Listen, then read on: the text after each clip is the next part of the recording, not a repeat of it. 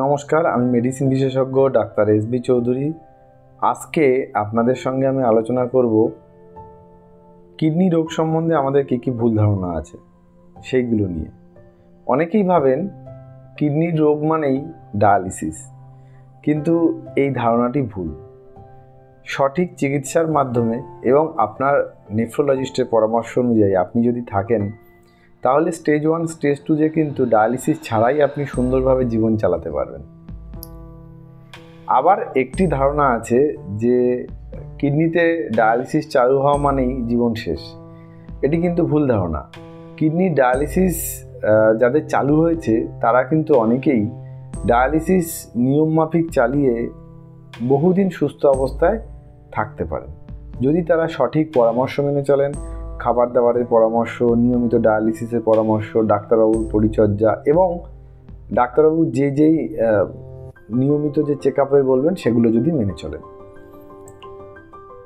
Kidney রোগের সম্বন্ধে আরেকটি খুব কমন জিনিস দেখা যায়, অনেকে ভাবেন যে আমরা কিছু অল্টারনেটিভ মেডিসিন, হোমিওপ্যাথিক মেডিকেশনস বা কিছু আয়ুর্বেদিক ওষুধ দিয়ে কিডনি রোগটা পুরোপুরি ভালো করে দেব, কিন্তু এখনও পর্যন্ত সেরকম কোনো রকমের কিন্তু কংক্রিট যে প্রমাণ সেগুলো কিন্তু পাওয়া যায়নি যাতে এই অল্টারনেটিভ মেডিকেশনরা কিডনি রোগকে সম্পূর্ণ ভালো করে দেয়।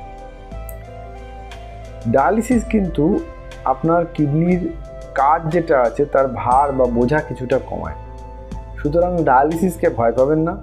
ডায়ালিসিস যদি দরকার হয়, ডাক্তারবাবু যদি বলেন, অনেক সময় দেখি যে বাড়ির লোক সেটাকে ডিলে করেন।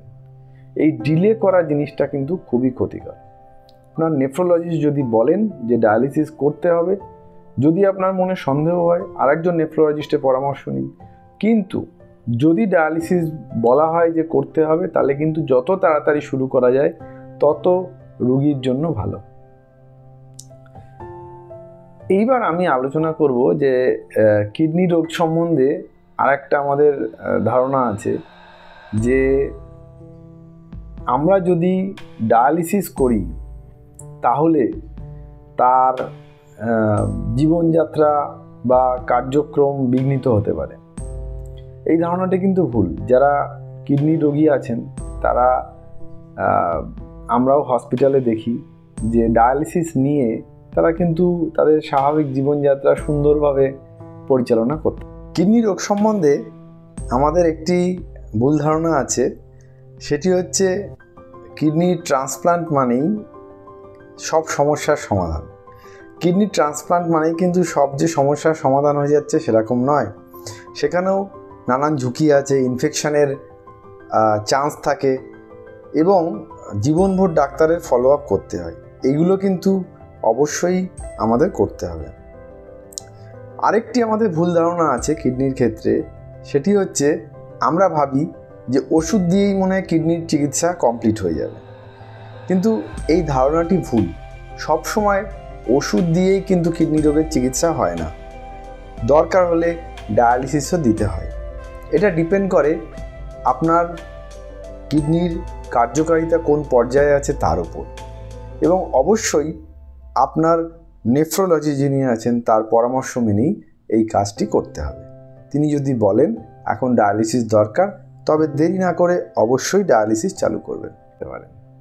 সুতরাং কিডনি রোগের যে মিথ আছে যে সেইগুলোকে আপনাদেরই ভাঙতে হবে, এবং এই আজকে যে আমাদের আলোচনা হলো তার থেকে আপনারা কতটা উপকৃত হলেন, ভালো লাগলে আমাদের সেটা কমেন্ট বক্সে জানাবেন।